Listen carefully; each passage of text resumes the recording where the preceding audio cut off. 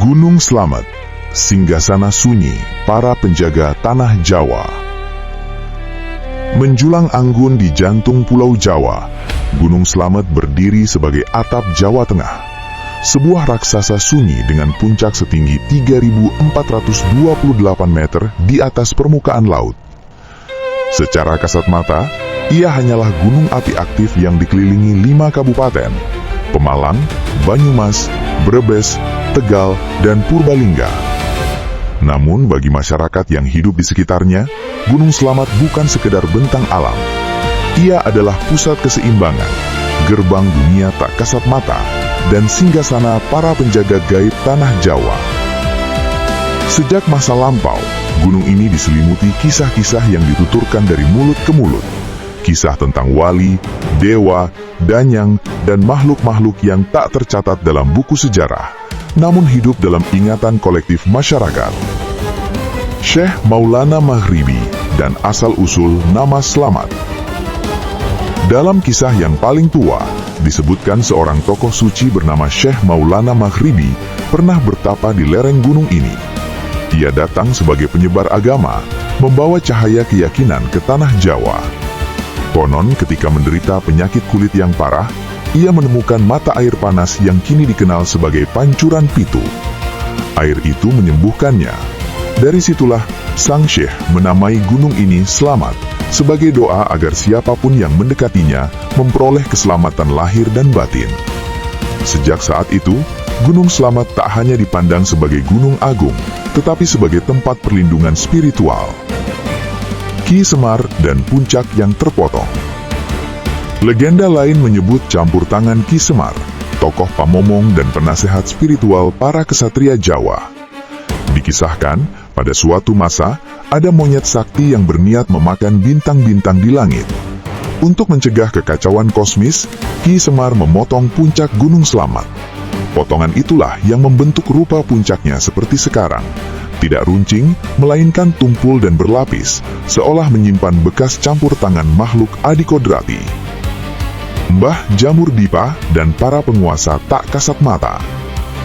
Di balik kabut dan rimbunnya hutan, masyarakat percaya Gunung Slamet dikuasai oleh danyang atau bahu reksa, makhluk penjaga alam.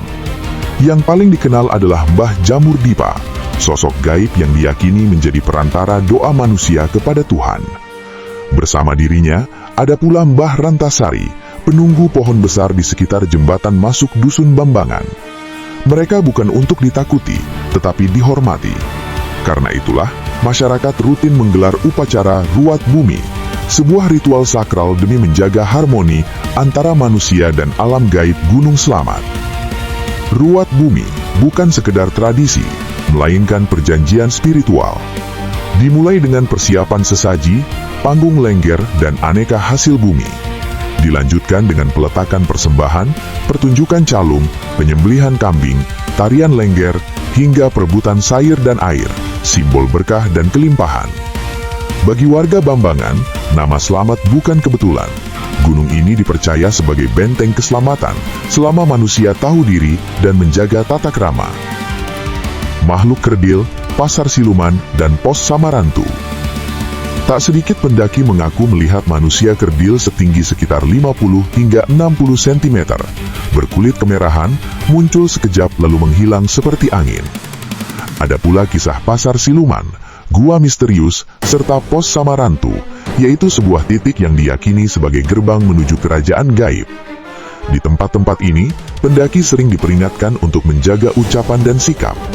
Banyak yang percaya, beberapa pendaki yang hilang bukan tersesat secara fisik, melainkan disembunyikan oleh penunggu gunung karena melanggar pantangan. Mitos letusan besar dan retaknya Pulau Jawa. Orang-orang tua meyakini Gunung Slamet adalah pusat Pulau Jawa. Dahulu ia disebut Gunung Agung. Letusan-letusan kecil yang terjadi, termasuk pada tahun 2009, hanya dianggap sebagai batuk atau nafas sang gunung.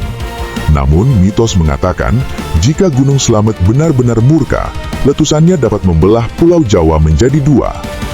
Retakan besar dari utara ke selatan dipercaya akan muncul, memisahkan daratan dan mengubah wajah Jawa selamanya.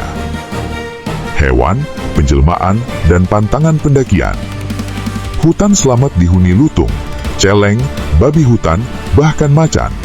Di alam gaib, mereka bisa menjelma ular raksasa atau kuda sembrani. Namun semua makhluk itu dipercaya tidak akan mengganggu manusia yang bersikap hormat.